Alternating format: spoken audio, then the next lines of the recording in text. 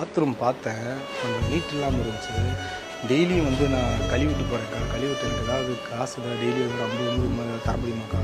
படிச்சுட்டு BE mechanical engineer. பாவி mechanic வேலை படிச்சுட்டு என்ன இங்கே வந்து பாத்ரூம் கழுவ சொல்லிட்டு இருக்க? வேலை எதுவும் கிடைக்கலக்கா. அதான் இந்த வேலைலாம் வேண்டாம்க்கா.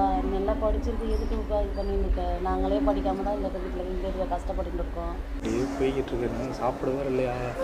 ஃப்ரெண்டுங்க யாராவது இங்கே இருக்காங்க, அவங்ககிட்ட பார்த்தேன் அப்படின்னா அவங்க பார்க்கும்போது ஏதாவது சாப்பாடு வாங்கி தருவாங்களா? அப்படி அவங்க கூட சரி வாடா சாப்பிட்லாம். நான் காசே இல்லாட்டினாலும் நான் காசு தரேன் அப்படின்ற மாதிரி சொல்லுவேன். அதுக்கப்புறம் அவங்களே இது புரிஞ்சுக்குவாங்க. அவங்க புரிஞ்சுக்கிட்டு சரி விட்றா நான் பார்த்துறேன் அப்படின்னு அவங்களே காசு கொடுக்குறேன்.